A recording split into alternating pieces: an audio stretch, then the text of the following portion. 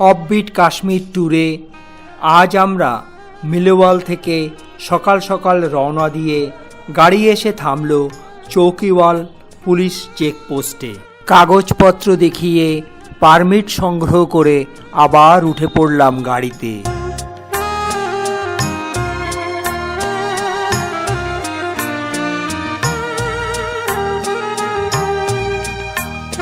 এবার গাড়ি থেমে গেল লোয়ার বানগাসে। লোকাল লোকেরা এখানে এই বানগাসকে টিপি বলে থাকেন।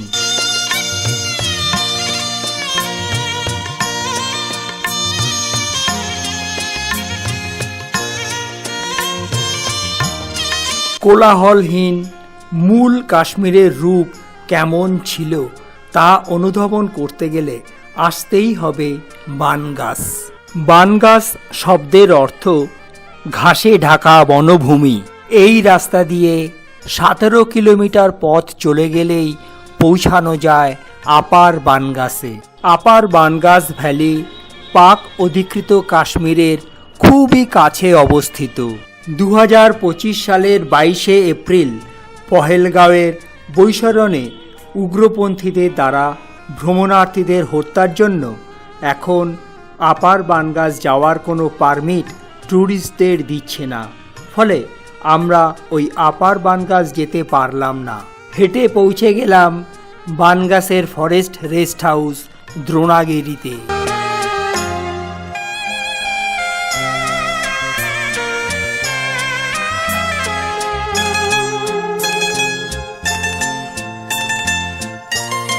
এবার গাড়ি চলতে লাগলো লোহার বানগাস থেকে 16 কিলোমিটার দূরে 10,269 ফিট উচ্চতায় সাধনা টপ বা সাধনা পাসের দিকে।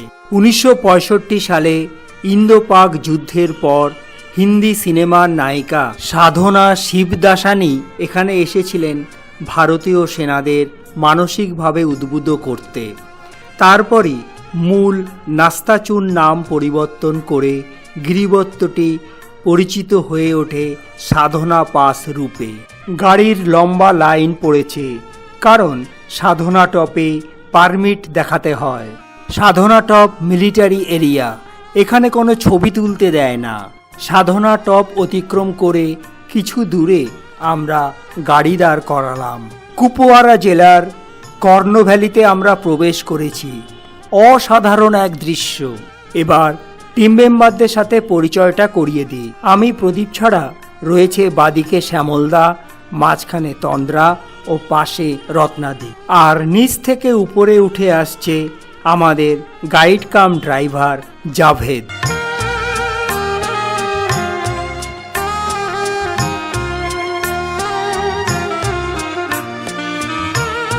সুন্দর এক পাহাড়ি ভ্যালি, চলছে পিকনিকের আসর।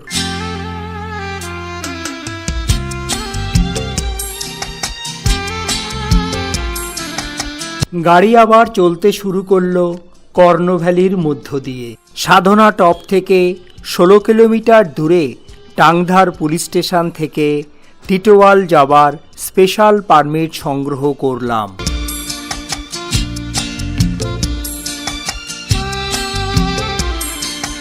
টাংধার অতিক্রম করবার পর ল্যান্ডস্কেপের পরিবর্তন সহজেই চোখে পড়ে।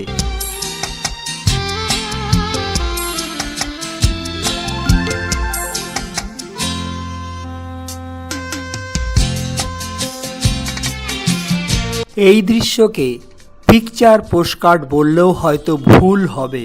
টাংধার ভ্যালির এ এক অপরূপ প্রতিচ্ছবি।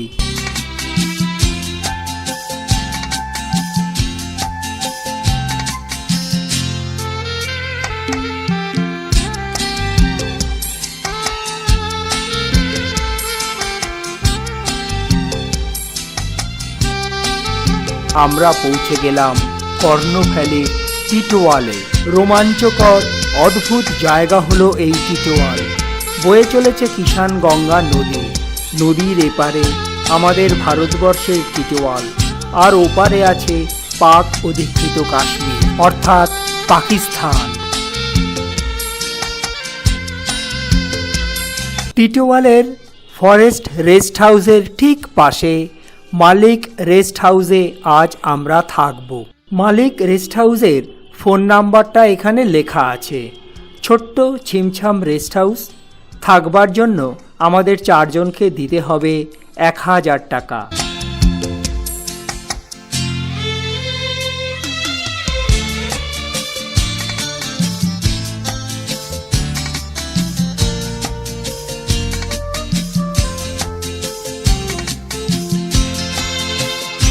রেস্ট হাউসের ঘর থেকেই দেখা যায় বিদেশ অর্থাৎ পাকিস্তান।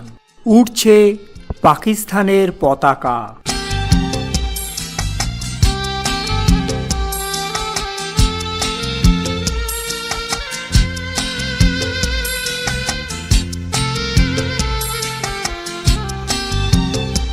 একটু পাশে তাকালেই দেখা যায় ভারতের জাতীয় পতাকা, পেছনে পাকিস্তানের পাহাড়।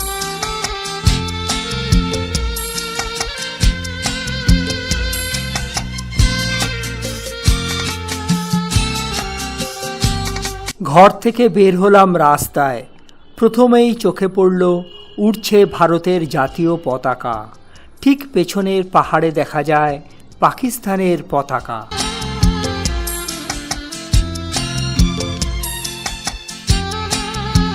পাকিস্তান ভূমিতে লেখা আছে গ্রেটনেস ফর আল্লাহ।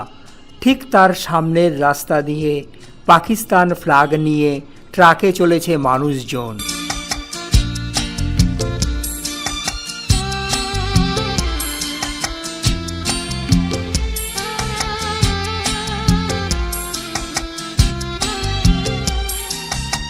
হাঁটতে হাঁটতে এবার এলাম ইন্ডিয়ান আর্মি দ্বারা পরিচালিত গৌরব গাথাতে।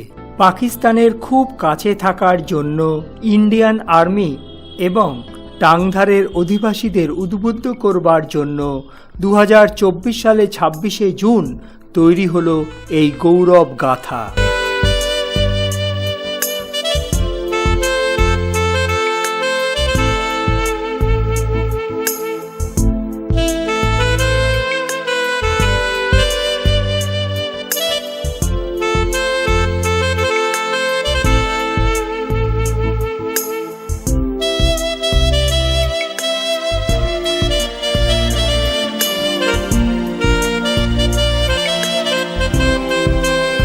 প্রবেশ করলাম ভিতরে, দেখলাম লেখা আছে আজমত ই হিন্দ। এটি একটি আরবি শব্দ যার অর্থ ভারতের গৌরব। কর্ণভ্যালির অধিবাসীদের এটি উৎসর্গ করা হয়েছিল 2023 সালের 21শে নভেম্বর।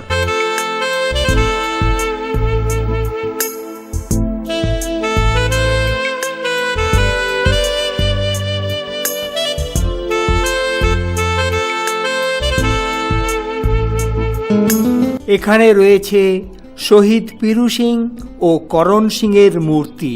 1931 সালে কিষানগঙ্গা নদীর উপর 160 ফিট লম্বা কাঠের পায়ে চলা ফ্রেন্ডশিপ ব্রিজ নীরবে ছুঁয়ে আছে ভারত ও পাকিস্তানের পাড়। এবার গৌরব গাথাকে বিদায় জানিয়ে এলাম সারদা যাত্রা টেম্পল অ্যান্ড সেন্টারে।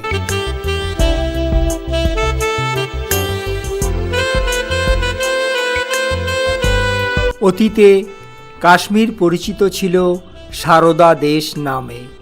আনুমানিক 6ষ্ঠ থেকে দ্বাদশ শতাব্দীর মধ্যে মন্দির বিশ্ববিদ্যালয় সারদাপীঠ ছিল বিশ্ববিখ্যাত, যেটার অবস্থান ছিল আজকের পিওকে বা পাক অধিকৃত কাশ্মীর নিয়ন্ত্রণ রেখা থেকে 10 কিলোমিটার দূরে।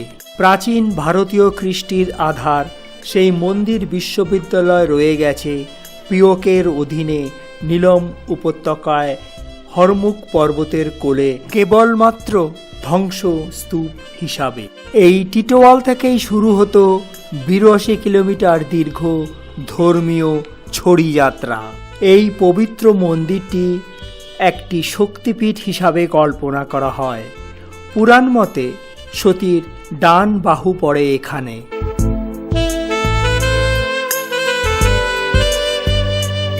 কর্ণাটকের শৃঙ্গেরি গ্রাম থেকে মা সারদা বা সরস্বতী দেবীর বিগ্রহ শোভাযাত্রা করে এখানে প্রতিষ্ঠা করা হয়েছে।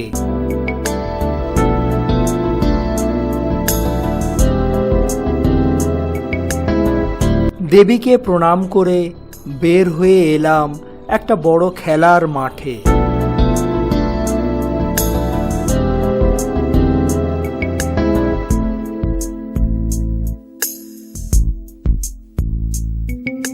আমাদের গেস্ট হাউসে ছাদে বসেই দেখা যায় প্রবাহমান কিষানগঙ্গা নদী। নদীর ওপারে পাকিস্তানের গাড়ি ও লোকজন দেখা যাচ্ছে।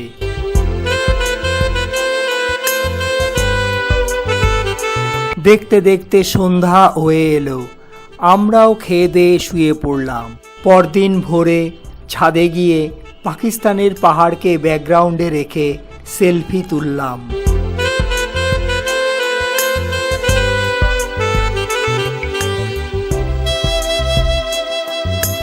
সকালে মর্নিং ওয়াকে প্রথমেই এলাম ফরেস্ট রেস্ট হাউসে।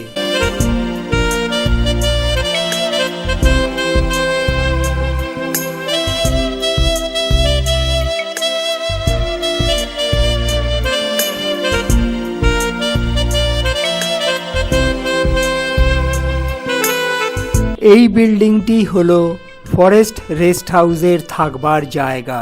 জম্মু কাশ্মীর ফরেস্ট ডিপার্টমেন্টের অধীনে আছে কিষানগঙ্গা ট্রেক, টিটোয়াল থেকে শুরু করে সিমারি হয়ে টাংধার পর্যন্ত। বিদায় টিটোয়াল।